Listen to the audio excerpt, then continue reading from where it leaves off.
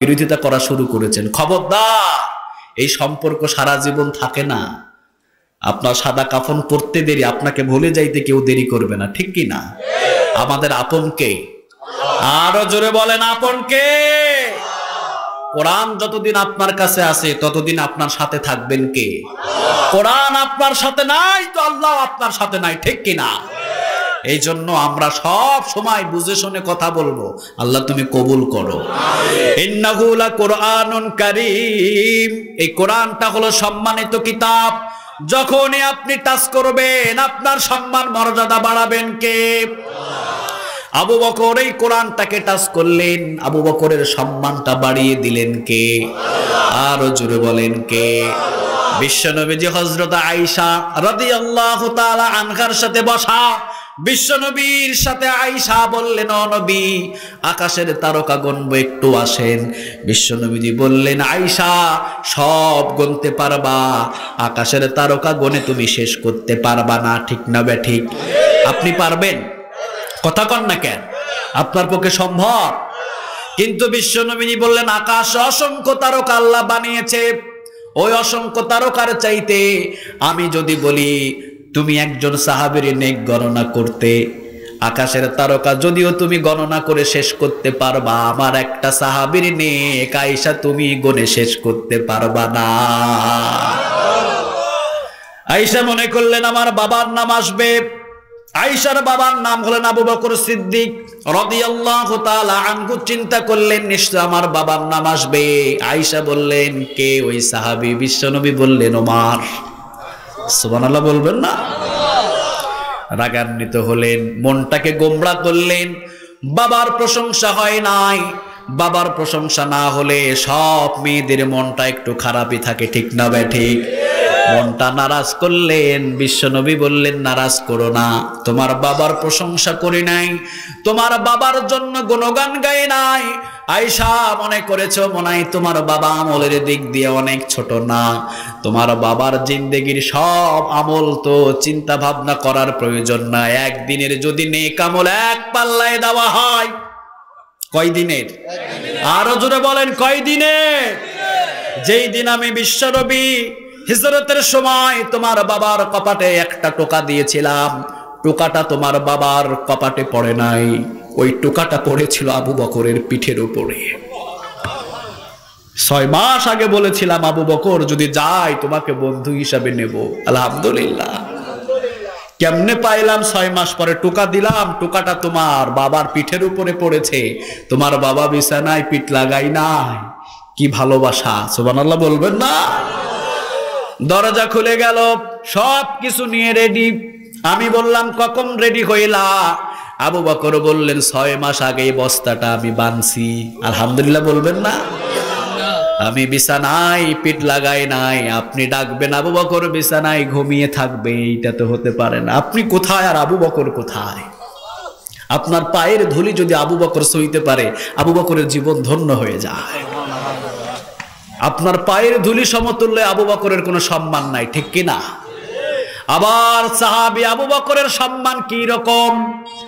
আবু বকর যদি ঘোড়ার উপরে ওঠে, ওই ঘোড়ার পায়ের ধুলি যতগুলো ওড়ে, ওই ধুলি যদি এক পাল্লাই দেন, আর আমাদের মতো সব আলেম ওলামা সব ব্যক্তির নেক আমল এক পাল্লাই দিলে আবু বকরের ঘোড়ার পায়ের ধুলির আমলটাই বেশি হয়ে যাবে, ওটার সম্মান আল্লাহর কাছে বেশি হয়ে যাবে। এমনি এমনি এত সম্মানিত হয় নাই, ঠিক কিনা? কোরআন তাকে মেনেছে, এই জন্য সম্মানিত করেছে কে? আরো জোরে বলেন। বিশ্বনবীজি বললেন, তাড়াতাড়ি আসো। আবু বকর চলে গেলেন।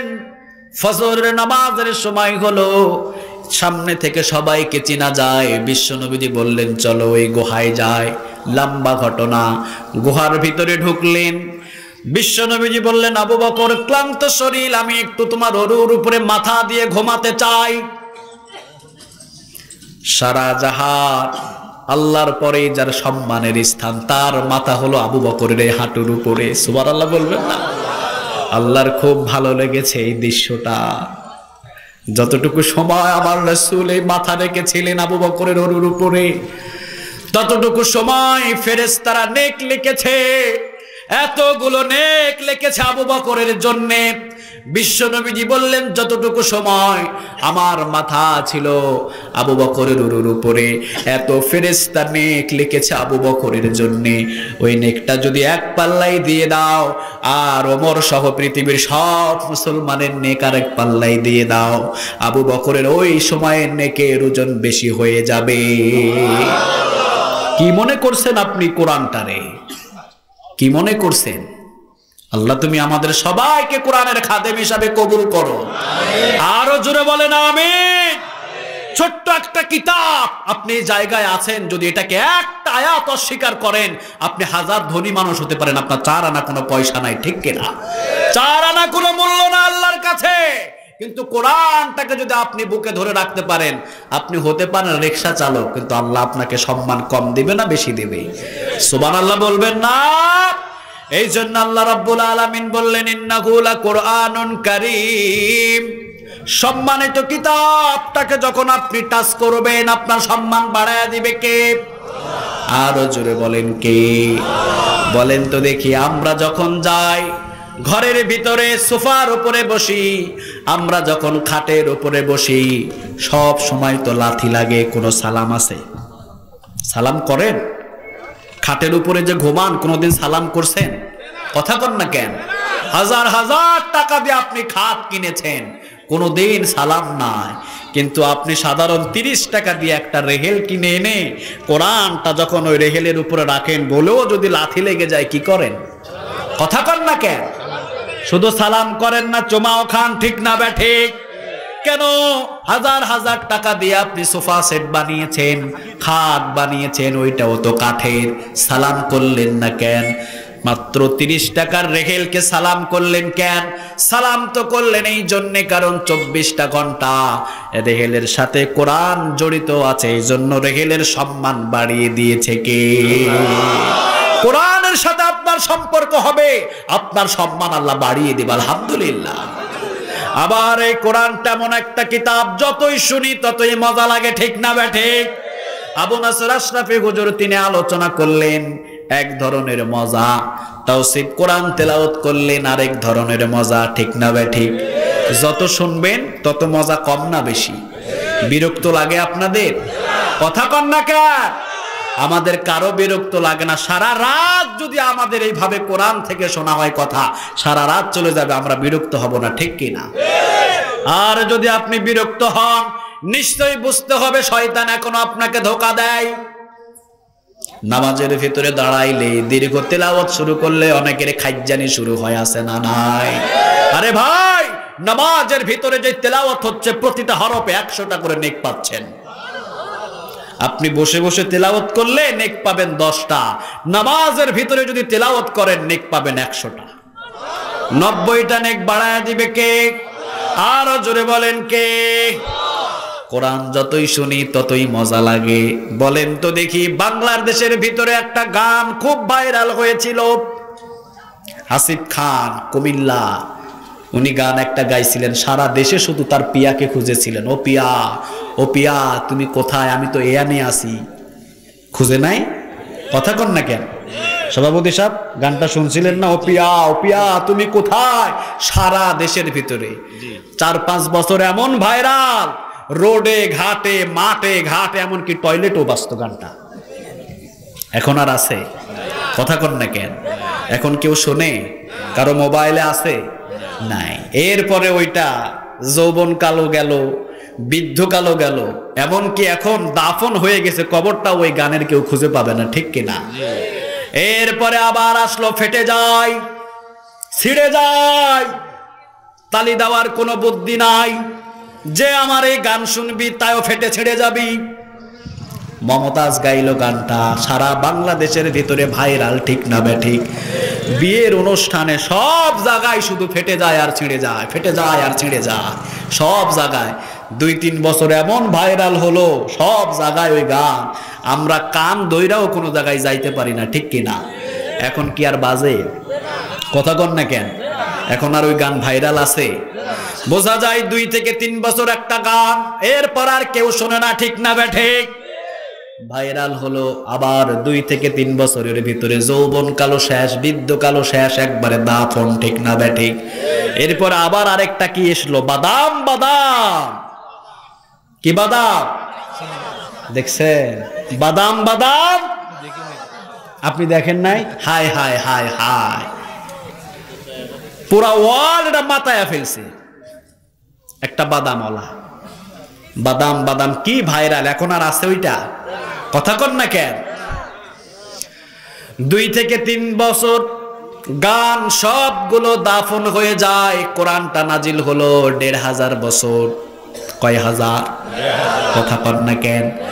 সূরাতুল ফাতিহা নাজিল হলো কয় হাজার বছর আগে? 1500 বছর আগে। আপনি প্রতিদিন যদি আপনি নামাজ পড়েন, লা সলাতা ইল্লা বিফাতিহাতিল কিতাব, সূরাতুল ফাতিহা ছাড়া আপনার নামাজ হবে না, ঠিক কি না? আপনি সুন্নত নামাজ পড়বেন 4 রাকাত, সূরাতুল ফাতিহা লাগে কয়বার? বিতির নামাজ পড়বেন 3 রাকাত, সূরাতুল ফাতিহা লাগে কয়বার? আপনি যখন তাহাজ্জুদ পড়বেন 12 রাকাত, সূরাতুল ফাতিহা লাগে কয়বার? সব নামাজেই সূরাতুল ফাতিহা লাগে। একজন নামাজি 40 থেকে 42 রাকাত নামাজ পড়ে, প্রতিদিন 40 থেকে 42 বার সূরাতুল ফাতিহা পড়ছে এবং ইমামের জবান থেকে শুনছে। বিরক্ত লাগে? সবাই বলেন লাগে। আগামী বছর 10 বছর পরে বরং সূরাতুল ফাতিহা যত দিন যাবে তত দিন দিন সূরাতুল ফাতিহার যৌবন বাড়ায়া দিবে কে? যতবার শুনি ততই মজা লাগে, ঠিক কিনা? এই জন্য কোরআন এমন একটা কিতাব, আপনি যখনই ধরবেন, যখনই পড়বেন, তখনই আপনার কাছে শুধু মজাই লাগবে। আলহামদুলিল্লাহ বলেন। আল্লাহ তুমি কবুল করো। আরো জোরে বলেন আমিন। এই কোরআনের 48 নম্বর সূরা। ক্রমিক নাম্বার কত? কথা কন না কেন? ক্রমিক নাম্বার হলো 48, আয়াত নাম্বার হলো 29। সূরার নাম হলো সূরা ফাতহ। নাম বলেন। সূরার নাম ফাতিহা না, ফাতিহা না, ফাতহ, লাস্টে একটা হার উচ্চারণ আসবে। সূরার নাম 48 নম্বর সূরা। ক্রমিক নাম্বার খুঁজলেই পেয়ে যাবেন। 114টা ক্রমিক, তার ভিতরে কত নম্বর? 48। এই সূরার 29 নম্বর আয়াতে আল্লাহ বলছেন মুহাম্মাদুর রাসূলুল্লাহ। মুহাম্মদ কার রাসূল? সবাই বলে তিনি এমন রাসূল জীবনে কোনোদিন একটাও মিথ্যা কথা বলে নাই। আমাদের ভিতরে মিথ্যা আছে না নাই? ফোন করে বলে দোস্ত তুই কই? ঘুমিয়ে আছে এখনো কম্বলের ভিতরে, কয় এখন আমি রেস্টুরেন্টে। আবার গ্রামে এসেছে, গ্রামের বন্ধু ফোন দিয়েছে, আমি শুনলাম তুই নাকি গ্রামে এসেছিস, হাওলাতে টাকাটা দিয়ে যাস। কয় আমি এখনো গ্রামে আসি নাই, এখনো ঢাকা। অথচ গ্রামে এসে বসে আছে। মিথ্যা কথা আছে না নাই? প্রত্যেকটা দিন আপনি কতই মোবাইল দিয়ে মিথ্যা কথা বলছেন, আপনি নিজেই বলেন। আর একটা মহিলা মেয়ে যদি পায় তাহলে তো এ তো প্রধানমন্ত্রীর ছেলে হয়ে যায়, ঠিক কি না? কিছু নাই, কথাও ঠিক নাই, হে কয় আমি মন্ত্রীর ছেলে, বলে না? কথা কও, কত মিথ্যা কথা। খবরদার, রাসূল জীবনে একটা মিথ্যা কথা বলে নাই। আবু জেহেল যখনই দেখতেন তখনই আবু জেহেল বলতেন ওই যে মুহাম্মদ আমাদের সামনে দিয়ে হেঁটে যায়, জীবনে কোনোদিন একটা মিথ্যা কথা বলে নাই। যা মুহাম্মাদের উপাধি দিয়ে দিলাম আল আমিন। সুবহানাল্লাহ বলবেন না? আল আমিন, চূড়ান্ত বিশ্বাসী। জীবনে কোনোদিন রাসূল একটা মিথ্যা কথা বলে নাই। আলহামদুলিল্লাহ বলেন। গরিব মানুষদেরকে রাসূল বেশি ভালোবাসতেন। আপনি বাসেন তো? আপনিও বাসেন? বিশ্বনবীজিকে যারা কষ্ট দেয় বিশ্বনবীজি তাদেরকে ভালোবাসেন বেশি। আলহামদুলিল্লাহ বলবেন না? আর আমাদেরকে যারা কষ্ট দেয় তাদেরকে কি করি? তাকে আরো বেশি কষ্ট দেওয়ার চেষ্টা করি, ঠিক কি না? কিন্তু রাসূল না, রাসূল প্রতিদিন মসজিদে যান, কাবা ঘরে যান। একটা বুড়ি প্রতিদিন ওখানে কাটা রাখে। কি রাখে? কাটা। শুনেন না আপনারা? প্রতিদিন কাটা রাখে, বড়ই কাটা রাখে প্রতিদিন। বিশ্বনবী যখনই যায় পায়ের ভিতরে কাটা বেঁধে যায়। রাসূলকে কষ্ট দিলে কষ্ট পান কে?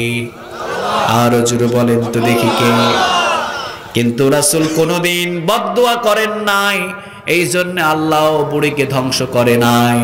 কিন্তু যদি রাসূল প্রথম দিনে বলতেন আল্লাহ বুড়িটাকে শেষ করে দাও, বলতে দেরি, শেষ হতে কখনো দেরি হতো না, ঠিক না? বিশ্বনবীজিকে কাটা দিলেন, পায়ের ভিতরে বেঁধে গেল, বুড়ি খিটখিট করে হাসলেন, চলে গেলেন। রাসূল কাঁটাটাকে সরিয়ে দিলেন, দ্বিতীয় দিন আবার রাখলেন, তৃতীয় দিন আবার রাখলেন, প্রতিদিন এইভাবে রাখলেন, প্রতিদিন বিশ্বনবীজিরে কষ্ট দিলেন। হঠাৎ করে একদিন কাঁটা নাই। কিরে কাঁটা নাই কেন? বিশ্বনবীজি দ্বিতীয় দিন দেখলেন আবার কাঁটা নাই। কাঁটা নাই কেন? তৃতীয় দিন আবার দেখলেন পথের ভিতরে কোনো কাঁটা নাই। বিশ্বনবীজি খোঁজা শুরু করলেন, খুঁজতে খুঁজতে ঘর পেয়ে গেলেন। ঘরের ভিতরে ঢুকে দেখলেন অনেকগুলো কাপড় জমে আছে। এই কাপড়গুলো না ধুলে দুর্গন্ধ ছড়ায়, নিজ হাতে সব কাপড়গুলো ধুইলেন। সুবহানাল্লাহ বলবেন না? কাকে অনুসরণ করবেন আপনি? কাকে? দেখেন রাসূলের জীবনী। নিজ হাতে সব কাপড়গুলো তিনি ধুইলেন। সব কাপড়গুলো ধোয়ার পর এরপরে বিশ্বনবী সাল্লাল্লাহু আলাইহি ওয়াসাল্লাম দেখলেন ঘরের ভিতরে অনেক কাচড়া। নিজ হাতে তিনি ঝাড়ু দেওয়া শুরু করলেন। একদিক থেকে আর এক দিকে ঝাড়ু দিয়ে নিয়ে গেলেন। বিশ্বনবীজি দেখলেন ঘরের ভিতরে কোনো খাবার নাই। দৌড় দিয়ে চলে গেলেন, ভালো ভালো তাজা তাজা কিছু ফল এনে বৃদ্ধা মহিলার পাশে রেখে বিশ্বনবীজি বিদায় হয়ে গেলেন। দ্বিতীয় দিন দেখলেন কাঁটা নাই, বুঝলেন এখনো সুস্থ হয় নাই। আবার তাজা তাজা ফল নিয়ে বিশ্বনবীজি আবার আসলেন। আবার আসার পর দেখলেন ঘর অনেক কাঁচরা হয়ে আছে, কারণ মরুভূমির ঘর। একটু যদি ঝড় হয় বালুয়ে পুরা ঘর ভরে যায়, ঠিক না বেঠি? যারা সৌদিতে আছেন তারা জানেন, অটোমেটিক একটু ঝড় হলেই বালু এসে সব ভরে যায়। দক্ষিণে হাওয়ায় উত্তরে বালু যায়, উত্তরে হাওয়ায় দক্ষিণে বালু যায়, ঠিক কিনা? বিশ্বনবীজি আবার ঝাড়ু দিলেন। আবার ঝাড়ু দিয়ে ফল রেখে চলে গেলেন। তৃতীয় দিন আবার আসলেন। এবার বৃদ্ধা মহিলা তাকিয়ে দেখে কে আমার ঘরের ভিতরে ঝাড়ু দেয়। বললেন তুমি কে? কে তুমি আমার ঘরের ভিতরে? বিশ্বনবীজি বললেন মা, যেই দিন পর্যন্ত যাকে কাঁটা দিয়ে কষ্ট দিয়েছেন ওই এতিম মুহাম্মদ আপনার ঘরে হাজির হয়েছে। কষ্ট দিয়েছেন আপনি, আর আপনার ঘরে খেদমতের জন্য আমি হাজির হয়েছি। আলহামদুলিল্লাহ বলে। বৃদ্ধা মহিলা বলল, প্রতিশোধ নেওয়ার জন্য এসেছো নাকি? প্রতিশোধ নিবা? ঠিক আছে, প্রতিশোধ নাও। এখন তো আমি অসুস্থ, মারধর করলেও আমি কিছু বলতে পারবো না। বিশ্বনবীজি বললেন, খবরদার মা, আপনি এমন কথা বলবেন না। আপনি যদি আমার পেটের ভিতরে ছুরিটাও ঢুকিয়ে দিতেন, আমি মুহাম্মদ আপনাকে বড় দোয়া দিতাম না। আর আপনি তো একটা কাঁটা দিয়েছেন শুধু, যদি একটা ছুরিও ঢুকিয়ে দিতেন আমি মুহাম্মদ আপনাকে বড় দোয়া দিতাম না। আলহামদুলিল্লাহ বলেন। বৃদ্ধা মহিলা বললে, কেন এসেছো আমার বাড়ি? বিশ্বনবীজি বললেন, মা, 3 দিন পর্যন্ত যে নতুন ফল আপনি পাশে পেয়েছেন ওইটা হলো এই মুহাম্মাদের দেওয়া হাদিয়া। আপনার যত কাপড় চোপড় সব ছিল সবগুলোই তো আমি ধুয়ে দিয়েছি। প্রতিদিন আসি মা আপনাকে দেখার জন্যে, প্রতিশোধ নেওয়ার জন্য নয়।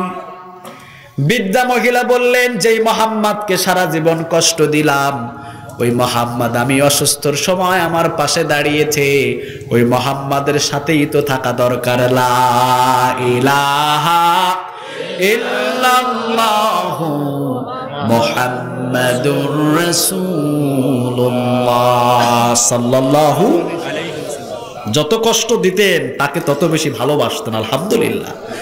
আমরাও আজ থেকে আমাদেরকে যে যত বেশি কষ্ট দিক আমরা বুকটা পাতিয়ে দিব, ঠিক কিনা? ভালোবাসা দিয়ে তার কলিজাটা জয় করবেন। আরেকজন মহিলা, আবু জেহেল বলছে, এই মহিলা তুমি মক্কা ছেড়ে চলে যাও, কারণ মক্কার ভিতরে একটা পাগলের আগমন হয়েছে, তুমি জানো না? বুড়ি মহিলাটা ভয় পেয়ে গেলেন, পাগল যদি আমারে ধরে আমাকে মেরে ফেলবে। সব বস্তাগুলো রেডি করছে, ব্যাগ কাঁধের উপরে নিলেন, কাঁধের উপরে নিয়ে রওনা শুরু করছে। এক দেশ থেকে আর এক দেশের দিকে রওনা দিলেন। ইতিমধ্যে বিশ্বনবীর সাথে দেখা। রাসূল সামনে এসে সালাম দিলেন, কেমন আছেন জিজ্ঞাসা করলেন। মহিলাটা বললেন, বাবা, মক্কার ভিতরে নতুন নাকি একটা পাগলের আগমন হয়েছে। মুহাম্মদ নাম, আব্দুল্লাহর ছেলে মুহাম্মদ। আমি তার থেকে দূরে কোথাও চলে যাব, সে যদি ধরে নাকি মানুষকেও পাগল বানাইয়া দেয়। এই জন্য আমি চলে যাব অনেক দূরে। কোথায় যাবেন মা? বৃদ্ধা মহিলা বলল, বাবা মক্কা ছেড়ে অন্য কোন কান্ট্রিতে রওনা দিয়েছি, অনেক বোঝা। বিশ্বনবীজি বললেন, মা মরুভূমির ভিতরে এতগুলো বোঝা নিয়ে তো আপনি যাইতে পারবেন না, দেন মা আমার কাঁধের উপরে বোঝাগুলো উঠাইয়া দেন, আমার কাঁধে উঠান। আপনি যাবেন তো যাবেন, ঠিক আছে, আমি আপনাকে পুছিয়ে দিব, চলেন আমার কাঁধে সব বোঝা উঠাইয়া দেন। বিশ্বনবীর সামনে ভারী কেউ বোঝা নিয়ে গেলে রাসূল তার বোঝাটা নিজের কাঁধে নিয়ে নিতেন। আলহামদুলিল্লাহ। আপনি কি আপনার সামনে একটা বোঝা নিয়ে রিকশা উঠতে পারে না, আপনি সাহেব মানুষ, বোঝাটা ঠেলতেও পান না, ঠিক কিনা? ঠেলে দেবেন। কেউ রিকশা চালায়, রিকশাটা উপরে উঠাতে পারে না, চালের বস্তা আছে রিকশায় 5টা, ওর শক্তি কুলায় না, পিছন দিয়ে ঠেলে দিবেন। 10 বছর ইতিকাফের নেক আল্লাহ আপনার আমলনামায় জমা করে দেবে। 1 বছর ইতিকাফ 3টা উহুদ পাহাড় সমপরিমাণ। 10 বছর ইতিকাফ করলে 10টা ইতিকাফ মানে 30টা উহুদ পাহাড় পরিমাণ নেক আমলনামায় জমা করে দিবে কে? চিন্তা করে দেখেন, রাসূলের সামনে দিয়ে কেউ কখনো ভারী বোঝা নিয়ে কখনো যেতে পারতেন না, রাসূল সাথে সাথে ওইটা নিজের মাথায় নিতেন। আলহামদুলিল্লাহ বলেন। যখনই দেখতেন কেউ বোঝা নিয়ে বাজারে নিয়ে হেঁটে যায়, বিশ্বনবীজি দৌড় দিয়ে পাশে যেতেন, সালাম দিতেন, জিজ্ঞাসা করতেন কেমন আছেন, কোথায় যান। বিশ্বনবীজিকে যখন এই কথাগুলো উত্তর দিতেন, দেখতেন আমার রাসূলের নাগালে কাফের হোক ইহুদি হোক যাই হোক না কেন, হাত থেকে বোঝাটা নিয়ে বাড়ি পর্যন্ত দিয়ে আসতেন। সুবহানাল্লাহ বলবেন না? আপনি পারছেন কোনোদিন পারেন নাই, বরং উল্টা আরো নিজের বোঝা অন্যদের কাঁধে চাপায়া দেন, ঠিক কিনা? নিজে বাজার করছেন 25 কেজি, এই রিকশাওয়ালা ধর বাজারটা দিয়া, একটা টাকাও তারে দিলেন না, নিজের বোঝা অন্যদের কাঁধে চাপাইলেন। খবরদার, আল্লাহ আমাদের মাফ করুক। বিশ্বনবীজি বললেন, মা আমার কাঁধে উঠায়া দেন। তুমি কে বাবা?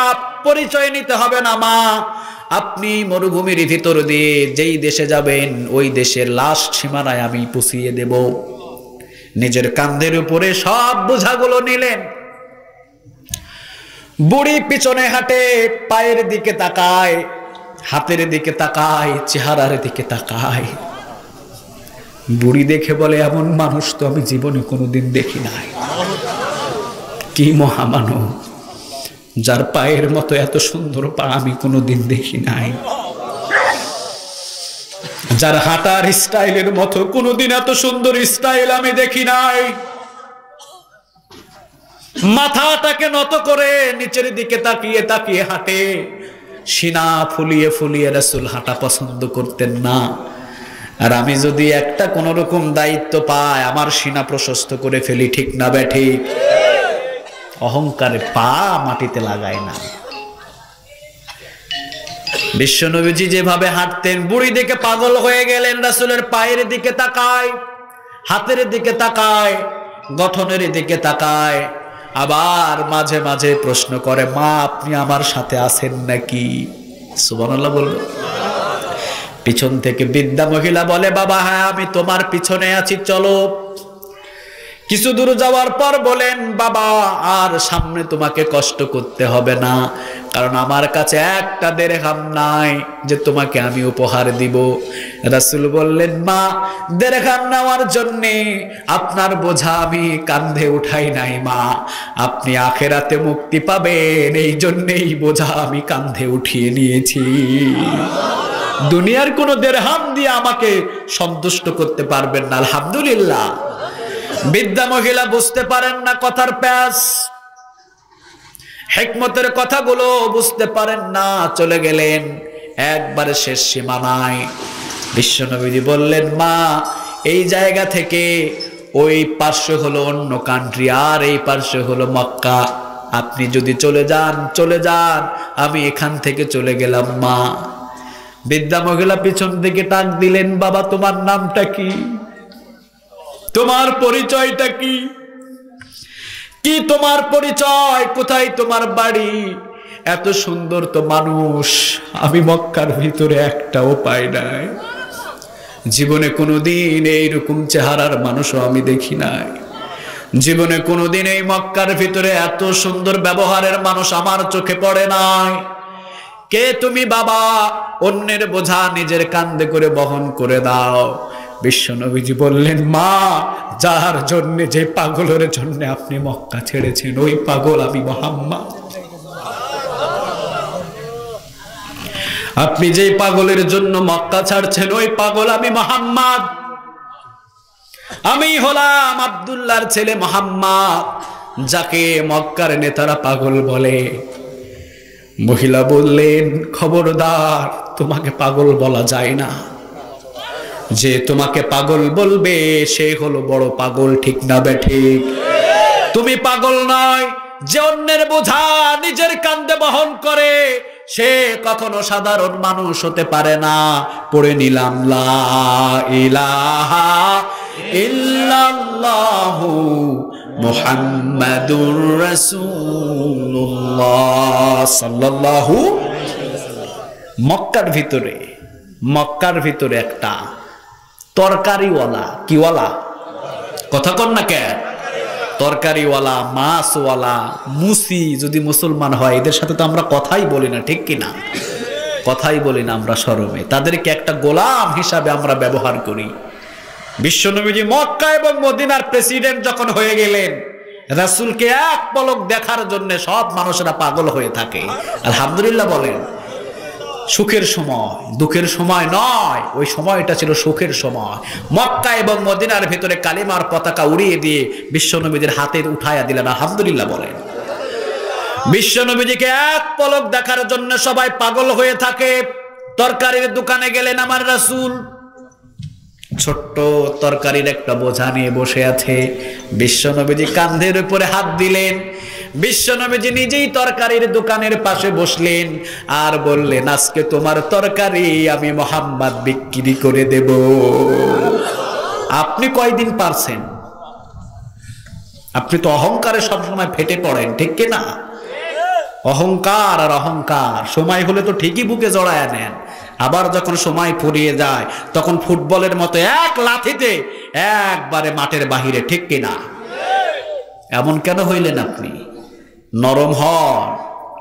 আগে এক রূপ পরে এক রূপ, মুনাফিক, ঠিক কিনা? খবরদার, মুনাফিক হবেন না। আগেও যেই রকম পরেও, সবাই বলেন, আগেও যেই রকম পরেও সেই রকম। এক সময় পরবেন টুপি, এক সময় পরবেন পাঞ্জাবি, ধোকা দিয়ে বসে আবার শুরু করবেন অত্যাচার। পছন্দ করেন না কে? আরো জোরে বলেন। বিশ্বনবীজি হয়ে গেলেন প্রেসিডেন্ট। মক্কা এবং মদিনার ভিতরে বিশ্বনবীজি এখন প্রেসিডেন্ট। তরকারিওয়ালার পাশে গিয়ে রাসূল বসলেন। সুবহানাল্লাহ বলবেন না? বিশ্বনবীজি বললেন, আজকের তোমার তরকারি আমি বিক্রি করে দেব। একজন সাহাবী আসলেন কেনার জন্যে। বিশ্বনবীজি দাম করলেন এত দিরহাম। সাহাবী বললেন, ও নবী, আপনি যা বলেছেন ওইটাই আমি কিনে নেব। বিশ্বনবীজি বললেন, না, তুমিও দাম করবা। সুবহানাল্লাহ বলেন। আমি দাম বলেছি, বিক্রেতা হিসাবে তুমি কিনবা, ওইটা হিসাবে তুমি দাম বলো। 2 দিরহাম কম বললেন। রাসূল খুশি হয়ে বললেন, নিয়ে যাও। আলহামদুলিল্লাহ বলেন।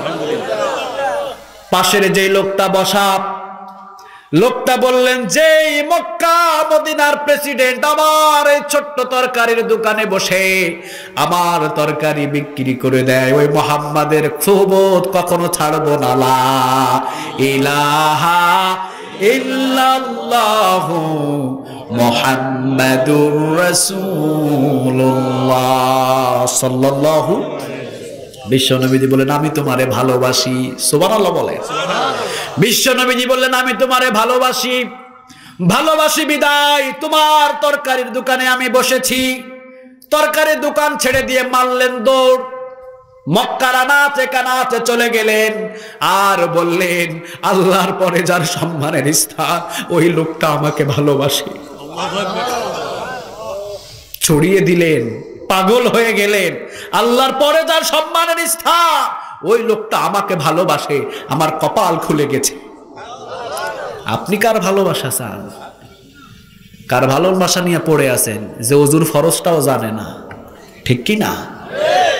আমি রাজশাহীতে, আমার এক দাদা রাজশাহীতে অনেক বড় একজন নেতা, আমার দাদা তিনি। একদিন একই জায়গায় খাবার বসলাম, দেখলাম খাবার আগে তেমন হাত ঠান্ডা পানি দিয়ে বলছে আমার হাত ধোয়া লাগবে না। আমি বললাম আরে রাসূল তো খাবার আগে হাত ধুয়েছেন, আপনি হাত ধোন। উনি হাত ধুলেন না, মেরে দিলেন। এরপরে যাক অনেক কথা আমার সাথে হলো। আমি বললাম দাদা বয়স তো কম হলো না, অনেক দায়িত্ব পালন করলেন। গোসলের ফরজ কয়টা জানেন? কয় জানি বেটা। কয়টা? 3টা। আসলে গোসলের ফরজ কয়টা? আমি বললাম দাদা কি কি? কয় বেটা আমারে লজ্জা দেস বুঝি? আমি বুঝি জানি না। সাবান, পানি আর গামছা অ্যাভেলেবেল পাওয়া যাবে, ঠিক কিনা? আপনি গোসলের ফরজ ধরবেন এখনো পর্যন্ত জানে না, ওযুর ফরজ ধরবেন জানে না, দোয়ায়ে কুনুত ধরবেন জানে না, অথচ প্রতিনিধি হয়ে বসে আছে, ঠিক কিনা? আল্লাহ তুমি কবুল করো। আরো জোরে বলেন আমিন। রাসূলকে অনুসরণ করবে যে, তার ভিতরে ইলমগুলো গায়েব থেকে ঢুকিয়ে দিবেন কে? আরো জোরে বলেন কে? রাসূল জীবন দিয়ে তাদেরকে ভালোবাসতেন। আলহামদুলিল্লাহ বলবেন না? আল্লাহ রাব্বুল আলামিন বললেন মুহাম্মাদুর রাসূলুল্লাহ ওয়াল্লাযীনা মাআহু আশিদ্দাউ আলাল কুফফারি রুহামাউ বাইনাহুম। বলেন তো দেখি কথাটা কার? আর জোরে বলেন কার? ওয়াল্লাযীনা মাআহু, ওয়াল্লাযীনা মাআহু বিশ্বনবীর সাথীরা। জোরে বলেন কারা? রাসূলের সাথীরা ছিলেন সাহাবীরা, ঠিক কিনা? এক হলেন আবু বকর। রাসূল যেরকম নেতা, ছাত্রকেও বানালেন সেই রকম। সুবহানাল্লাহ বলেন। আবু বকর ইন্তেকালের সময় ওমরকে ডাকলেন। ওমর কোথায়? ওমর ইন্তেকালের আগে, আবু বকরের ইন্তেকালের আগে ওমরকে খুঁজছেন। ওমর কোথায়? ওমর আমার দরবারে আসো, আমার সামনে বসো। ওমর আসলেন। বিশ্বনবীজির সাহাবী আবু বকর বলেন ওমর আমি জীবিত থাকতে আমার সব ঘরগুলো তুমি তালাশ করো, দেখো রাষ্ট্রীয় কোনো সম্পদ আমার ঘরে পাও কিনা। দীর্ঘদিন পর্যন্ত ক্ষমতার চেয়ারে ছিলাম, চুরি আর ডাকাতি করে অনেক মাল আমার ঘরে পেতে পারো তুমি। তুমি আমার ঘর সার্চ করবা, আমার সামনে দাঁড়িয়ে তুমি বলবা, এইটা কিয়ামতের ময়দানে ভিডিও থাকবে। সুবহানাল্লাহ বলবেন না? তুমি সার্চ করবা। ওমর বললেন কি বলেন আবু বকর, এইটা আপনি কেন? আপনার ঘর আমি সার্চ করব না? ওমর সার্চ করতে হবে। কোন সম্পদ যদি আমার ঘরে রাষ্ট্রীয় থেকে যায়, কিয়ামতের ময়দানে জবাব নিবে কে? আরো জোরে বলেন কে? এইটার মালিক তো মদিনা মক্কার জনগণ, ঠিক না বেঠিক? ওমরকে বললেন। ওমর খোঁজা শুরু করলেন। খুঁজতে খুঁজতে 3 ঘন্টা পরে পাইলেন একটা প্লেট। কয়টা? কথা কন না কা? একটা মাটির প্লেট পাইলেন, কিন্তু এই প্লেটটা ছিল ওমরকে গিফট দিয়েছিলেন মদিনা থেকে। আলহামদুলিল্লাহ, মদিনার জনগণ দিয়েছিলেন আবু বকরকে। আবু বকর এটাতে আপনি খাবার খাবেন। প্লেট পাইলেন, মাটির প্লেট। 3 ঘন্টা পর প্লেট পাইলেন। ওমর আনলেন। আবু বকর আপনার ঘরেই যে এই প্লেটটা পেয়েছি। আবু বকর বললেন আমি তো এখন ক্ষমতার চেয়ারে নাই, এই প্লেটটা রাষ্ট্র জায়গায় জমা দিয়ে দাও। দেখো তো ওমর আর কিছু পাও কিনা। কিছুক্ষণ খোঁজাখুঁজির পর একটা মাটির গ্লাস পেলেন। ওমর বললেন এই যে মাটির গ্লাস, এই মাটির গ্লাসটাও তো আপনাকে মদিনার জনগণ উপহার দিয়েছে। আবু বকর বললেন যতদিন পর্যন্ত প্রেসিডেন্ট ছিলাম ততদিন পর্যন্ত উপহার আমার, এখন যে প্রেসিডেন্ট হবে ওই উপহারটা তার। কি সাথী বানালেন! সুবহানাল্লাহ বলবেন না? মুহাম্মাদুর রাসূলুল্লাহ। রাসূল যেই রকম ওয়াল্লাযীনা মাআহু সাথীদেরকে বানালেন ওই রকম। আলহামদুলিল্লাহ বলেন। ইন্তেকাল করবেন আবু বকর। ওমরকে বললেন ওমর সময় আর আমার কাছে বেশি নাই, আমি আজকে রাতের বেলায় স্বপ্নে দেখেছি আমার রাসূল আমাকে ডাকছে, আমার রাসূল আমাকে ডাকছে, আমার রাসূল আমাকে ডাক দিয়েছে। আবু বকর আর বেশি সময় নাই, আসো আমার পাশে আসো। ওমর আমার কবরটা হবে রাসূলের ঠিক পাশে, আমার রাসূল আমাকে বলেছেন। আয়েশাকে ডাক দেওয়া হলো। আয়েশা বললেন হ্যাঁ আমিও স্বপ্নে দেখলাম আমার বাবা আমার রাসূলের পাশে আছে। কেমন সাথী বানালেন তাকে। দুনিয়া থেকে বিদায়ের পূর্ব মুহূর্তে আয়েশাকে বললেন আমার মা আয়েশা তুমি তো অনেক সম্মানিত মা, রাসূলের বিবিদের ভিতরে তুমি একটা অন্যতম একটা সম্মানী বিবি, আমার জন্য যাওয়ার সময় তুমি কি করবা? আয়েশা বললেন, বাবা আপনার কাফনের কাফনটা আমি দেব,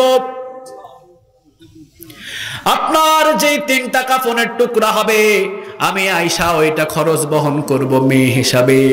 আবু বকর বললেন, মা ওই নতুন কাপড়টা আবু বকরের নামে দান করে দিও, আর পুরাতন কাফনের কাফন থাকলে আবু বকরকে দিয়ে দুনিয়া থেকে বিদায় করে দিও। নতুন কাপড়ের দরকার নাই মা, ওইটা দান করে দিও আবু বকরের নামে। আমি মৃত মানুষ, আমার নতুন কাপড় লাগবে না, পুরাতন একটা কাপড় দিয়ে দিও, আল্লাহ পারলে আমাকে জান্নাতের কাফন দিয়ে দেবে। আলহামদুলিল্লাহ বলবেন না? কি করেছেন তারা? আপনি কোথায় আছেন?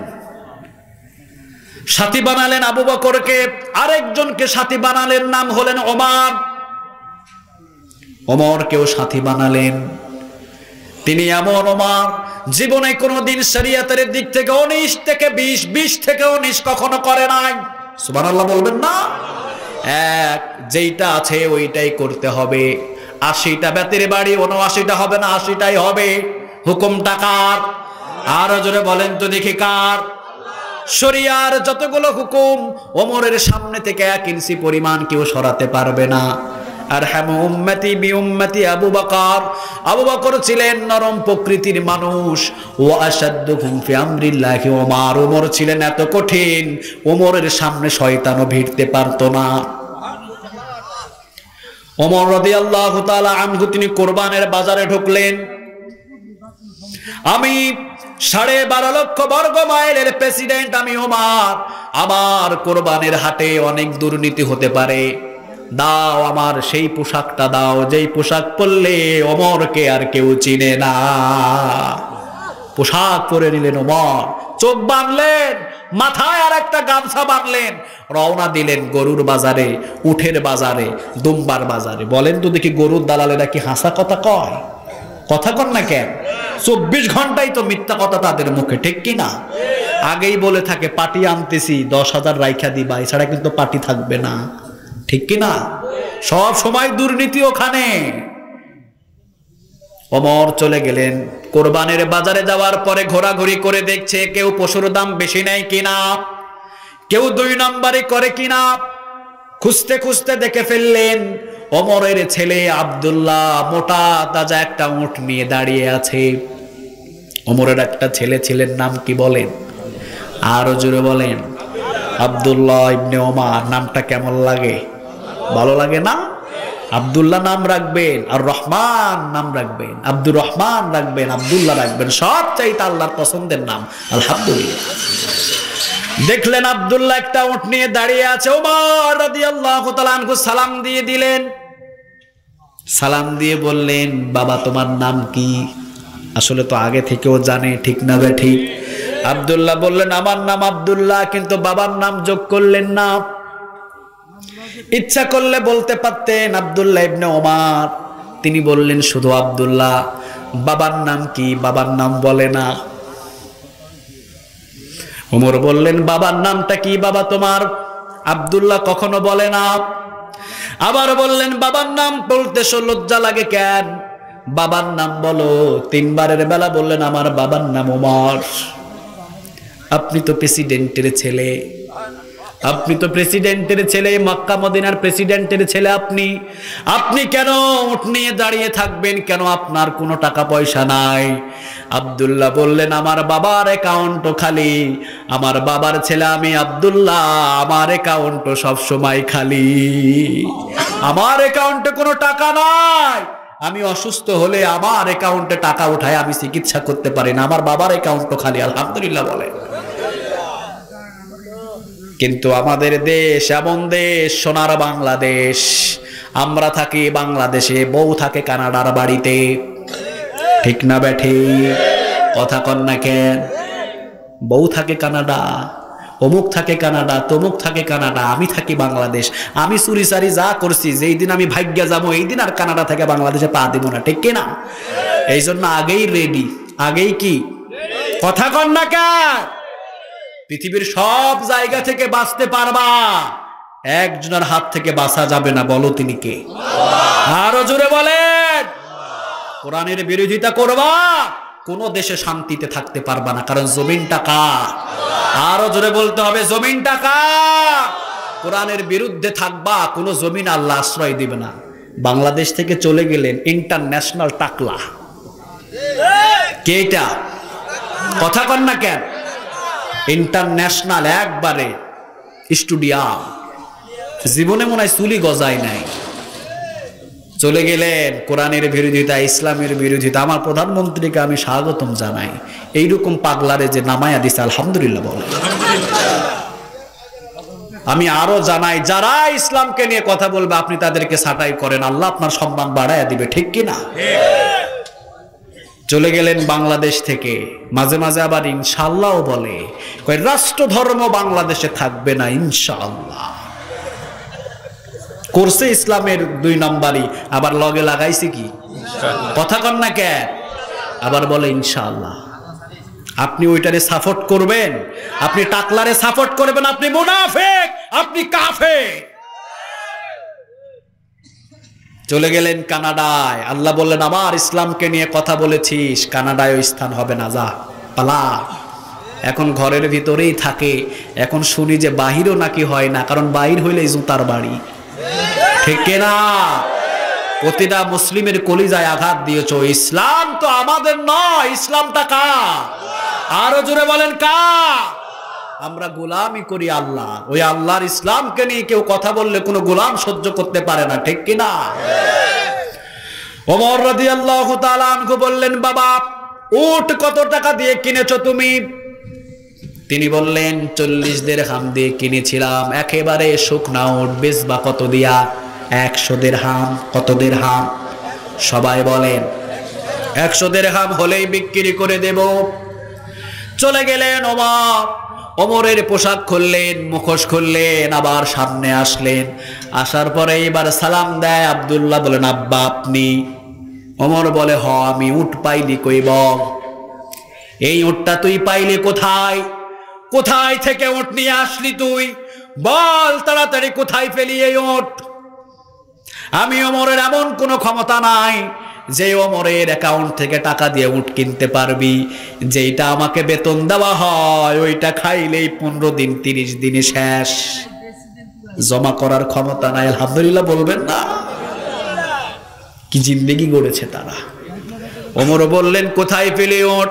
আব্দুল্লাহ বললেন, বাবা মায়ের কাছ থেকে কিছু টাকা নিয়েছিলাম, মায়ের কাছ থেকে কিছু টাকা নিলাম, আমার কাছে কিছু টাকা ছিল, 2টা টাকা যোগ করে 40 দিরহাম দিয়ে 40 দিরহাম দিয়ে একটা শুকনা উট কিনেছি।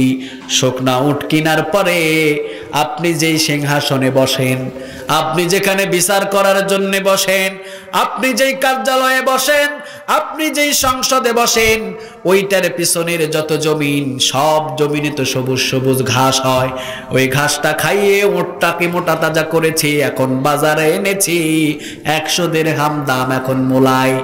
ওমর বললেন, সর্বনাশ বাবা, 40 দিরহাম দিয়ে কিনেছিস, 40 দিরহাম রাখবি, বাকি যে 60 দিরহাম ওইটা মদিনার ফাউন্ডে জমা করে দিবি। কারণ যেই জমিনের ঘাস খাইয়ে মোটা তাজা করেছিস ওই জমিনগুলার সব মালিক মদিনার জনগণ। অন্যের জমিনের ঘাস খাওয়ায় মোটা তাজা করবি, ওই টাকা দিয়া মাল কামাইবি, হবে না, হবে না। সব টাকা ফাউন্ডে জমা দিয়ে দিবি। 40 দিরহাম দিয়ে কিনছিস ওইটা নিয়ে যাবে। আলহামদুলিল্লাহ বলে। মুহাম্মাদুর রাসূলুল্লাহ, রাসূল যেই রকম, ওয়াল্লাযীনা মাআহু, রাসূলের সাথীরাও সেই রকম, ঠিক কি না? আমরাও যদি তাদের সাথে থাকি আমাদেরকেও কবুল করবে কে? আর জোরে বলেন কে? আল্লাহ তুমি আমাদের সবাইকে কবুল করো।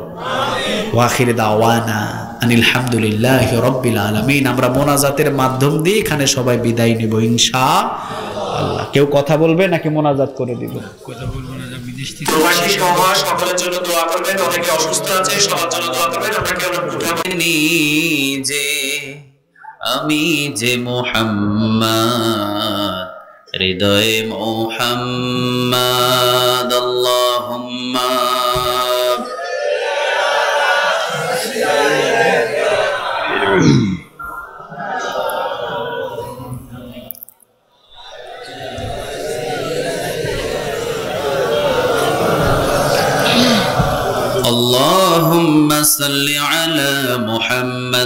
وعلى آل محمد كما صليت على إبراهيم وعلى آل إبراهيم إنك حميد مجيد اللهم بارك على محمد وعلى آل محمد كما باركت على إبراهيم وعلى آل إبراهيم إنك حميد مجيد তোমার দাওয়াত আমার দাওয়াত নেই দাওয়াতে মিল তোমার কিতাব আমার কিতাব নেই আবার মিল তোমার দাওয়াত আমার দাওয়াত নেই দাওয়াতে মিল তোমার কিতাব আমার কিতাব নেই আবার মিল তোমার দাওয়াত মাংস পোলাও প্লেট ভরা ভাত আমার দাওয়াত জেলখানাতে দুর্বিষহরা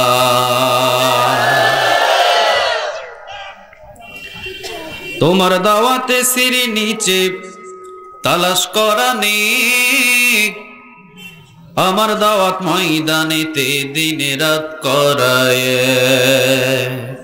তোমার দাওয়াত আমার দাওয়াত নেই দাওয়াতে মিল তোমার কিতাব আমার কিতাব নেই আবার মিল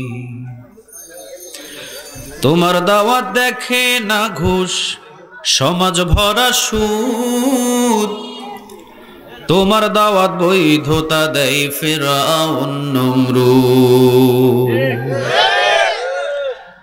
আমার দাওয়াত ইসলাম আইন আল কোরআনের বল আমার দাওয়াত মানে না তো জুলুম বাজের দল তোমার দাওয়াত আমার দাওয়াত নেই দাওয়াতে মিল তোমার কিতাব আমার কিতাব নেই আবার মিল তোমার কিতাব আমার কিতাব নেই আবার মিল তোমার কিতাব আমার কিতাব নেই আবার মিল আপনারা সবাই কেমন আছেন?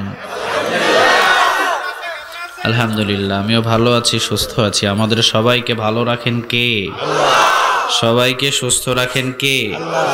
আজকে যে নিয়ামতে বসেছি এই বসার তৌফিক দিয়েছেন কে? আল্লাহর নাম নিতে কেমন লাগে? সবার ভালো লাগে? দেখি বলেন তো, ডাক দিয়ে আল্লাহ। আরো জোরে বলেন আল্লাহ। আরো জোরে বলেন আল্লাহ। কেমন লাগলো? সবাই তো বললেন না কেমন লাগছে। পৃথিবীতে এমন একটা নাম বলেন তো দেখি যার নাম নিলে একটা নেক পাওয়া যায়? আছে? এই জায়গায় কারো নাম আছে এরকম? নাই। পুরা বাংলাদেশে আছে? সারা ওয়ার্ল্ড নাই। কিন্তু এমন একজনের নাম একবার ডাক দিলেই 40টা নেক আমল নামায় জমা হয়ে যায়। তিনি কে? সবাই বলেন। একটা হরফে 10টা নেকি। জুড়ে বলেন কয়টা? আল্লাহ। আলিফ লাম লাম হা 4টা হরফ আছে। কয়টা? 40টা নেক আমল নামায় জমা হয়ে যায়। সুবহানাল্লাহ বলবেন না? আবার আরেকজনের প্রতি যদি দরুদ পড়েন 3টা লাভ হয়। জুড়ে বলেন কয়টা?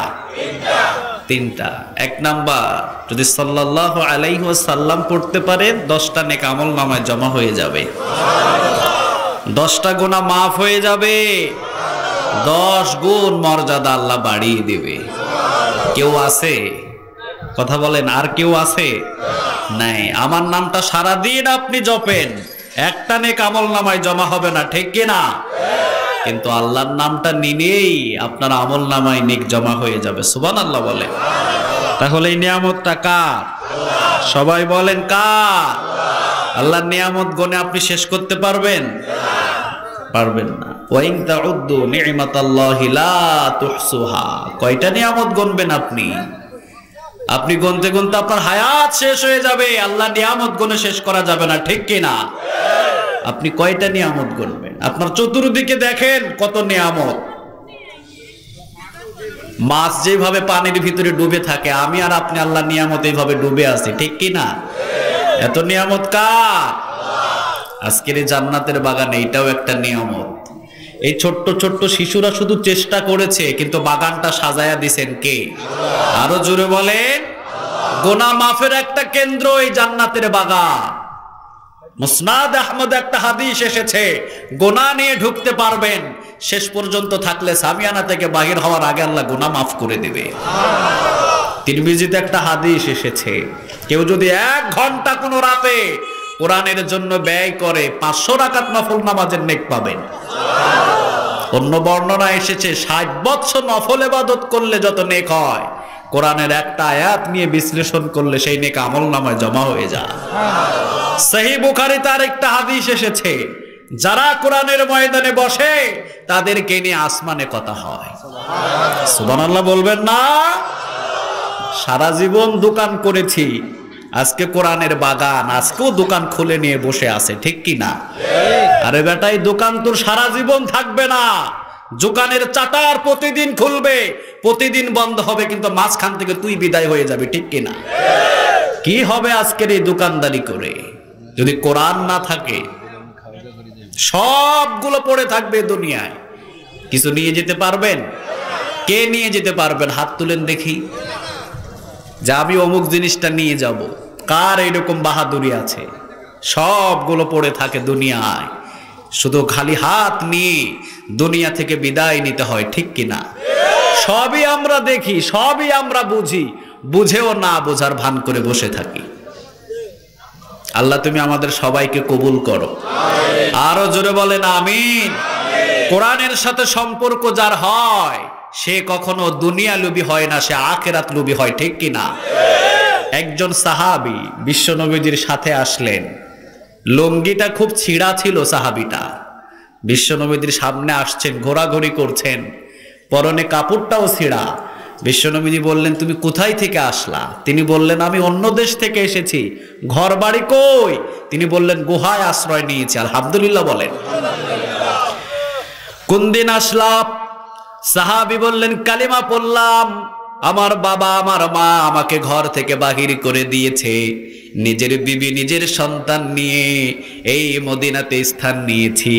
খাবার খাই আর না খাই, সম্পদ থাক আর না থাক, আমি যে রাসূলের পিছনে নামাজ পড়তে পারি, এইটার চাইতে বড় নিয়ামত আমার কাছে আর কিছু না। আপনি কয়দিন মদিনায় যাওয়ার জন্য আপনি চেষ্টা করেছেন? বয়স তো চলে গেছে 80-র উপরে, ঠিক কিনা? কোনো চিন্তা নাই, কোনো ভাবনা নাই। সাহাবী চলে আসলেন সব কিছু ছেড়ে দিয়ে। সাহাবী মদিনায় আছেন। বিশ্ব নবীজি বললেন, তুমি আমার কাছে চাও, তুমি আমার কাছে চাও, তুমি যা চাইবা আমি আল্লাহর কাছে দোয়া করে দিব, চাইতে দেরি হবে। আমি বিশ্ব নবী বললে আল্লাহ দিতে দেরি করবে না। রাসূল যদি হাত তুলে, হাত কি আর দেরি হতে পারে? কথা বলেন না কেন? পারে। 24 ঘন্টা যার সাথে কালেকশন, আলহামদুলিল্লাহ বলবেন না? সাহাবী বললেন, নবী আমার কিছু লাগবে না। চলে গেলেন। সাহাবী আবার আসলেন, আবার বিশ্ব নবীজি বললেন, চাও, কি চাইবা চাও? সাহাবী বললেন, আমার কিছু লাগবে না। চলে গেলেন। আবার কয়েকদিন পরে আবার আসলেন, বিশ্ব নবীর সাথে দেখা। বিশ্ব নবীজি কাঁধের উপরে হাত দিয়ে পাশে বসালেন। বিশ্ব নবীজি বললেন, যা চাইবা আমি আমার আল্লাহকে বলবো, খেজুর বাগান চাইলে খেজুর বাগান দেবে। আমি যদি বিশ্ব নবী বলি উহুদ পাহাড়টাকে স্বর্ণ বানায়া দাও, বলতে দেরি হবে, 1 সেকেন্ডে স্বর্ণ বানায়া দিবে কে? আমি শুধু বলবো আর হয়ে যাবে। চাও। সাহাবী বললেন, যদি চাইতেই হয় গো নবী, ও নবী আপনি দোয়া করেন, যদি চাইতেই হয়। এই এত ডিস্টার্ব করো না, আস্তে আস্তে কথা বলো না, ইশারা ইঙ্গিতে কথা বলো। চা দাও, এখানে দিয়ে দাও চা। বিশ্বনবী সাল্লাল্লাহু আলাইহি ওয়াসাল্লাম বললেন, যা চাইবা তাই পাইবা। সাহাবী বললেন, নবী যদি চাইতেই হয় তাহলে ঠিক আছে, আমি চাইলাম আপনি দোয়া করেন আমি যেন আপনার সাথে এক জান্নাতে থাকতে পারি। আমি আপনার সাথে জান্নাতে থাকতে চাই। আর আমাদের মতো লুভি যদি হইতো আমরা বলতাম বসুন্ধরা সিটিতে বাড়ি করে দেন, ঠিক কিনা? কানাডায় দেন, সিঙ্গাপুরে দেন, ঠিক না? কারণ আমরা হলাম দুনিয়া লুবি, দুনিয়া নিয়ে পাগল হয়ে গেছি আমরা। আমরা এখন সব অন্ধ দেখি, কালোরে দেখি সাদা, সাদারে দেখি কালো, ঠিক কিনা? হিসাব দিতে হবে কিয়ামতের ময়দানে। কালোকে কালো বলো, সাদাকে সাদা বলো, রাসূলের অন্যতম সুন্নাহ। সুবহানাল্লাহ বলেন। আমরা আজকে রাসূলের জীবনী সম্পর্কে কথা শুনবো। রাজি আছেন সবাই? সবাই রাজি? আমাদের জীবন হবে আমাদের রাসূলের মতো, ঠিক কিনা? পৃথিবীর কাউকে দেখে অনুসরণ করার আমাদের দরকার নাই। মুসলিম একজনকে অনুসরণ করে, তিনি মুহাম্মদ সাল্লাল্লাহু আলাইহি ওয়াসাল্লাম। কি পারসন তিনি, কি একজন মহামানব আল্লাহ পাঠালেন, যার রোজার পাশে ঘন্টার পর ঘন্টা দাঁড়িয়ে থাকার জন্য মানুষ চেষ্টা করে, এক সেকেন্ডও পারে না, ঠিক কিনা? যারা গিয়েছেন তারা দেখেছেন, এক সেকেন্ড আপনি দাঁড়াতে পারবেন না, কিন্তু কলিজা যাইতে চায় না। কলিজা মনে হয় 24 ঘন্টা ওই জায়গায় থাকতে। ওই জায়গায় গেলে অটোমেটিক কলিজাটা ভিজে যায়, চোখ দিয়ে দর দর দর দর করে পানি আসে। কি ব্যক্তি ছিলেন তিনি, আলহামদুলিল্লাহ বলবেন না? কত হাজার হাজার কিলো মাইল থেকে আপনি বাংলাদেশ থেকে গিয়েছেন, যাকে জীবনে কোনোদিন দেখেন নাই, তার প্রতি এত মায়া, এত মহাব্বত কোথায় থেকে আসলো? দিয়েছেন কে? আরো জোরে বলেন, দিয়েছেন কে? বিশ্ব নবীজি বললেন, কেউ যদি দুনিয়ার ভিতরে ভালো কাজ করে, আপনি ইসলামের কাজগুলো করছেন, সারা বিশ্বের সমস্ত মানুষদের অন্তরের ভিতরে আল্লাহ আপনার প্রতি ভালোবাসা জাগিয়ে দেবে। সুবহানাল্লাহ বলবেন না? দেখবেন যারা কোরআনের খাদেম, যারা কোরআন রিসার্চ করে, যারা কোরআন নিয়ে কথা বলে, কোরআনের জন্য রক্ত ঝরায়, অনেক তাহাজ্জুদ নামাজে নিজের বাবার জন্য দোয়া করে না, কিন্তু এই কোরআনের খাদেমের জন্য অটোমেটিক দোয়া বাহির হয়, ঠিক না বেঠিক? আমরা তো এমনও দেখেছি, এমনও কিছু ব্যক্তি ছিল বাংলাদেশে যার জন্য মহিলারা পর্যন্ত রোজা রেখেছে, ঠিক কিনা? জীবনও দিয়ে ফেলেছে অনেকে। কেন? কোরআনের জন্য আপনি যত সময় দিবেন, তত আল্লাহ আপনাকে জমিনের ভিতরে তত ব্যক্তি সম্মান দিবে, ঠিক কিনা? সম্মান দেওয়ার মালিক কে? আরো জোরে বলে। আবার বেইজ্জত করার মালিক কে? কুলিল্লাহুম্মা মালিকাল মুলক তুতিল মুলকা মান তাশা ওয়া তানজিউল মুলকা মিম্মান ওয়া তুইজ্জু মান তাশা ওয়া তুযিল্লু মান তাশা বিয়াদিকাল খায়র ইন্নাকা আলা কুল্লি শাইইন কাদির। বলেন তো দেখি কথাটা কার? আরো জোরে বলেন কার? আল্লাহ বলেন, সকালবেলা আমি সম্মানিত করি, আবার বিকেল বেলা বেইজ্জত করতে আমার দেরি হয় না। আপনি যতই টাকার মালিক হন, আল্লাহ যদি ইচ্ছা করে জুতার মালা গলায় পরাবে, পৃথিবীর কেউ আর তাকে থামাতে পারে না, ঠিক কিনা? কেউ পারে না। সম্মান দিতে পারেন কে? আরো জোরে বলে। কি সম্মান দিলেন আমার রাসূলকে? সারা বিশ্ব আজকে যার জন্য পাগল মাতোয়ারা। সুবহানাল্লাহ বলবেন না? এখন যদি আপনাকে বলা যায় ফ্রি ফ্রি আপনাকে হজে নিয়ে যাব, জীবনের সর্বশ্রেষ্ঠ পাওয়াটা আপনি পেয়ে যাবেন এখন, ঠিক না বেঠিক? সবাই তো যেতে চায় সেখানে। আল্লাহ আমাদের সবাইকে কবুল করে নিন। আরো জোরে বলেন আমিন। তোমার ওই কাবা ঘর না হাত দিয়ে টাচ করা পর্যন্ত মওতের ফেরেশতা তুমি আমাদের কাছে পাঠায়ো না। তাহলে আমরা পৃথিবীর কাউকে অনুসরণ করে চলবো না, আমরা চলবো মুহাম্মদ সাল্লাল্লাহু আলাইহি ওয়াসাল্লাম। আমরা প্রত্যেকে আমাদের ঘরে ঘরে একটা বিশ্ব নবীর জীবনই রাখবো। রাজি আছেন সবাই? সবাই রাজি? আপনি বিশ্ব নবীর জীবনই অন্যজনকে গিফট দিয়ে দিবেন। যদি 31st নাইটে এটা যদি আপনি গিফট হিসাবে কাউকে দিতে চান, আপনি বলেন যে ভাই গত একটা বছর যা চলে গেছে, যেভাবে চলে গেছে অসুবিধা নাই, আমি নতুন বৎসরের প্রথম দিনে যান আপনাকে একটা বিশ্ব নবীর জীবনী দিলাম, আপনি পড়িয়েন। দেওয়া যায় না? কথা কন না কেন? গান বাজনা বন্ধ করবা, অশ্লীল কাজ বন্ধ করবা, কারণ কিয়ামতের ময়দানে প্রত্যেকটা বিষয় জবাব নেবেন কে? আরো জোরে বলেন কে? আল্লাহ তুমি আমাদের সবাইকে কবুল করো। গত একটা বছর আমাদের জীবন থেকে চলে গেল, বসে বসে কান্না করে তাওবা করাই না দরকার, ঠিক কিনা? উল্টা তুমি গান বাজাও মিয়া, তুমি পাইছো কই এগুলা? তুমি যে একটা বছর কাটাইলা, কি করেছো তুমি? তোমার জীবনে অনেক নামাজ কাজা হয়ে গেছে, তোমার মায়ের সাথে অনেক বেয়াদবি করেছো, আল্লাহর ইবাদত থেকে বঞ্চিত হয়েছো, অথবা অনেক গুনাহের কাজ করে ফেলেছো।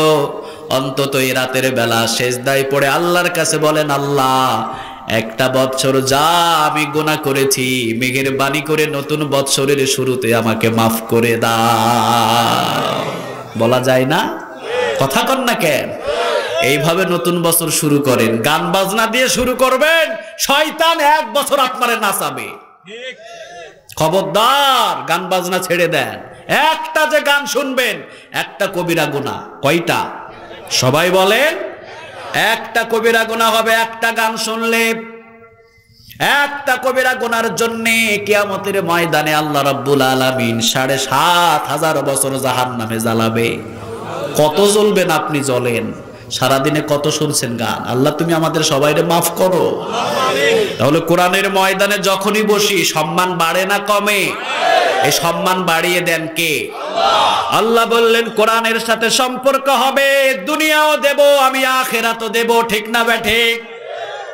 গ্রামের একজন সাহাবী আসলেন বিশ্বনবীর সামনে, বললেন, ও নবী, আপনি তেলাওয়াত করেন কোরআন, আমি আপনার জবান থেকে কোরআন শুনতে চাই। আমি হলাম একজন গোলাম মানুষ, মালিকের কাছ থেকে ছুটি এনেছি, আপনি কোরআন তেলাওয়াত করবেন, সারাদিন আপনি কোরআন শুনবো, আমি কোরআন শুনবো। বিশ্বনবী শুরু করলেন, আলহামদুলিল্লাহি রাব্বিল আলামিন। কেমন লাগে? সবাই বলেন কেমন লাগে? সূরাতুল ফাতিহা মজা লাগে না? যত তেলাওয়াত করবেন তত নেক, ঠিক কিনা? বিশ্বনবী শুরু করলেন, সাহাবী সামনে দাঁড়ালেন, আল্লাহু আকবার বলে চিৎকার দিলেন, চলে গেলেন। বিশ্বনবী যাওয়ার সময়, দরবার থেকে যাওয়ার সময় প্রায় ৭০টা উট এই সাহাবী পেয়েছিলেন হাদিয়া। আলহামদুলিল্লাহ বলবেন না? এসেছিলেন কোরআন শোনার জন্য, কিন্তু ৭০টা উট হাদিয়া দিয়ে দিলেন কে? কোরআনের ময়দানে বসবেন, আল্লাহ দুনিয়াও দেবে আবার আখিরাতও দেবে। আলহামদুলিল্লাহ বলেন। তাহলে কোরআন থেকে আমরা কথা শুনবো, দীর্ঘ রাত করব না, অনেক রাত হয়েছে। এখন করা কোরআনের ময়দান ৬টার সময় হয় মাগরিব নামাজ। কয়টায়? কথা কন না কেন? ৬টায়। এখন বাজে কয়টা? ৫টা, ৫:৩০ থেকে ৬টার ভিতরে আমরা মাগরিব শেষ করেছি। এখন বাজে প্রায় ১০:৩০টার উপরে। ১১টা থেকে ১১:২০-এর ভিতরে আমরা ময়দান ছেড়ে দেব ইনশাআল্লাহ। আমি এসেছি অনেক আগে, আমি মনে করেছি ৯টা থেকে ৯:৩০ উঠবো। যাক, প্রোগ্রামের বিষয়, দেরি হতেই পারে, কারণ আমাদের এই ইবাদতটা শেষ ইবাদত নয়। আমাদের ইবাদতটা হলো ফজরের নামাজের মূল্যবান ইবাদত, ঠিক কিনা? যত রাত করে আপনি ঘুমাবেন, এই ময়দান থেকে যদি একজন ফজর নামাজ ইচ্ছাকৃত কাজা হয়ে যায়, ময়দান দিয়ে কোনো লাভ হবে? এই ময়দানটা সাজানোই তো হয়েছে নামাজি করার জন্য, ঠিক কিনা? এই ময়দান থেকে আমরা আজকে নামাজি হয়ে যাব। রাজি আছেন সবাই? আমরা ময়দানের আগে, অর্থাৎ বয়ানের আগের দিন বেনামাজি, আজ থেকে কি হব? সবাই বলেন। কিন্তু বয়ানের আগের দিনও বেনামাজি, বয়ানের পরের দিনও বেনামাজি। এই ওয়াজ দিয়ে কোনো লাভ হবে না, ঠিক না বেঠিক? আগের দিনে ছিলাম বেনামাজি, বয়ান শুনে পরের দিন কি হব আমরা? আল্লাহ মসজিদের সাথে কলিজাটারে বাঁধা দাও। মসজিদের সাথে কলিজা যত বাঁধবেন, আল্লাহ তত সম্মান বাড়াইয়া দিবে, ঠিক কিনা? তাহলে আসুন কোরআন থেকে কথা বলি। কোরআনের ভিতরে সূরা আছে কয়টা? সবাই বলেন। এই ১১৪টা সূরা নাজিল হয়েছে কত বছর আগে? হ্যাঁ, আচ্ছা, প্রায় ১৫০০ বছর ধরলাম। কয় হাজার? ১৫০০ বছর আগে ১১৪টা। এখন পাইছেন কয়টা? ১১৪টা। কোন ১৯-২০ আছে? আরো ১৪,০০০ বছর পরে যদি আপনি আবার আইসেন দুনিয়ায়, আবার যদি খোঁজ নেন, তাহলে কত পাবেন? শিওর? কোন আয়াত থেকে? ইন্না নাহনু নাযালনা যিকরা ওয়া ইন্না লাহু লাহাফিজুন। এই কোরআন হেফাজতের দায়িত্ব পৃথিবীর কাউরে দেওয়া হয় নাই, এটার দায়িত্ব নিয়েছেন কে? আল্লাহ। আরো জোরে বলেন কে? কোরআনের বিরোধিতা যাবেন তো আপনি দুনিয়ায় টিকতে পারবেন না, ঠিক কিনা? আল্লাহ বলে হাতগুলো আমি গড়িয়ে দেব, কারণ কোরআনটা আবার, কোরআনটা পৃথিবীর কারো নয়, কোন আলেমের নয়, কোন মাদ্রাসা ছাত্র নয়, কোরআনটা কার? আপনি কোরআনের বিপক্ষে কথা বলবেন, কথা বিপক্ষে হয়ে যাবে কার? আপনি আল্লাহর বান্দা হয়ে জমিনে আল্লাহর কোরআনের বিরোধিতা করবেন, আল্লাহ আপনাকে ছাড় কখনো দেবে না। এই জন্য সাবধান, আপনি কি কথা বলছেন আগে চিন্তা করবেন। আল্লাহ কোরআন থেকে আমাদের সহি বুঝ দান করো। হেফাজত করার দায়িত্ব নিলেন কে? আল্লাহ রাব্বুল আলামিন বললেন, ইন্না নাহনু নাযালনা যিকরা ওয়া ইন্না লাহু লাহাফিজুন। ও নবী, এই কোরআনটাকে হেফাজতের দায়িত্ব আমি আল্লাহ রাব্বুল আলামিন পৃথিবীর কারো কাছে দিই নাই গো নবী। কোরআন হেফাজতের দায়িত্ব একজনা রেখে দিলেন, বলেন তো তিনি কে? পৃথিবীর সব কিতাব পুড়ে যাবে, জ্বালিয়ে দেওয়া হবে, কোরআনটাকে শেষ করতে পারবেন? কথা বলেন, শেষ করতে পারবেন? কোরআন আপনি কখনো শেষ করতে পারবেন না, কারণ কোরআন যদি কাগজের কোরআন জ্বালায়া দেন, জীবন্ত কোরআন লক্ষ লক্ষ জমিনের ভিতরে আছে, ঠিক কিনা? কয়টা জ্বালাবেন আপনি? কয়টা জ্বালাবেন? এই যে তাওসিফ, ও কোরআন শিখছে, অলরেডি প্রায় শেষের পথে কোরআনের হাফেজ হচ্ছে, আলহামদুলিল্লাহ বলে। কোরআনটা সহজ একটা কিতাব, আপনি নিজেও তেলাওয়াত করে নিজেও মুখস্থ করতে পারেন, পারবেন না? কথা কন না কেন? নিজেও পারবেন। সহজ কিতাব, আল্লাহ বলছেন হেফাজত করব, মানুষের কলবের ভিতরে আমি ঢেলে দিব, আলহামদুলিল্লাহ। দেখেন 7 বছরের শিশু কোরআন মুখস্থ করে ফেলে, সুবহানাল্লাহ বলেন। আল্লাহ রাব্বুল আলামিন বললেন, খবরদার, কোরআনকে শেষ করার জন্য কেউ আসবে না, যে আসবে তাকে শেষ করে দিবে কে? আবু জেহেল আসলেন, অনেক শক্তিশালী। আপনি আবু জেহেল রে কি মনে করেন? আপনার চাইতে বড় পণ্ডিত ছিল আবু জেহেল। আপনি কি মনে করেন 1 মাস আগে উট যদি মরুভূমিতে পায়খানা করছে, ও দেখলে বলে দিয়েছে আবু জেহেল এটা 1 মাসের পায়খানা? কি মনে করেন কত বড় পণ্ডিত? ওর জ্ঞান কি কম ছিল নাকি? আপনার চাইতে বেশি জ্ঞান। ও রাস্তা দিয়ে উট গেলে বলে দিতে পারতো এই রাস্তা দিয়ে সাদা উট হাঁটছে না লাল উট হাঁটছে, পা দেখে। ওই ব্যক্তি কোরআন না মানার কারণে দুনিয়া থেকে শেষ করে দিলেন কে? আল্লাহ। আরো জোরে বলেন, ইন্টারন্যাশনাল পায়খানা। হাজী সাহেবেরা গেলে পেটের ব্যথা ওঠে। যদি প্রশ্ন করা হয় পেটের ব্যথা কেন ব্যথা জানি না, পুলিশ বলে তাড়াতাড়ি ইন্টারন্যাশনালে পায়খানা করো, সব ভালো হয়ে যাবে। সবাই গিয়ে পায়খানা করে আসে, ঠিক না ঠিক? অনেক হাজিও যায়। ওই জায়গায় যাওয়ার পরে বলে আবু জেহেলের বাড়ি কোনটা? অনেকেই বলে আবু জেহেলের বাড়ি কই? অনেক হাজিগুলো বলে আবু জেহেলের বাড়ি কই? অনেকে প্রশ্ন করে কি করবা আবু জেহেলের বাড়ি দেখো, হাই গা মুইতা ভরাইয়া দিন, শেষ করে দিব এটারে। আসলে তো ইন্টারন্যাশনাল টয়লেট আগে থেকে বানানো হয়েছে, ঠিক কিনা? বেইজ্জত করলেন। আর হযরত ওমর এই কোরআনটাকে ধরলেন, ওমর ধরার কারণে সম্মান বাড়ায়া দিলেন কে? কানা নবিয়্যুম মিন বাদি লা কানা ওমর। বিশ্বনবীজি বলতেন আমার পরে যদি কোনো রাসূল আসতো আল্লাহ ওমরকে নবী হিসাবে গ্রহণ করতেন। কি পারসন ছিলেন তিনি, কি ব্যক্তি ছিলেন তিনি, যে রাস্তা দিয়ে হাঁটতেন ভয়ে শয়তান ওই রাস্তা দিয়ে যাইতো না। আলহামদুলিল্লাহ বলবেন না? বিশ্বনবীজি যখন মেরাজে গেলেন, ঝর্ণার পানি নিয়ে বিশ্বনবীজি হাত দিয়ে নাড়াচাড়া করছেন, ঝর্ণার ফাঁক দিয়ে দেখলেন ওই পার্শ্বে বিশাল বড় একটা অট্টালিকা। ওই অট্টালিকা যদি দুনিয়ার ভিতরে ছেড়ে দেওয়া হয়, একটা পিঁপড়া যদি একটা সমুদ্রের ভিতরে ছেড়ে দেন যতটুকু ছোট, অট্টালিকাটা যদি জমিনের ভিতরে ছেড়ে দেয় সারা জমিনটা ওই অট্টালিকার ভিতরে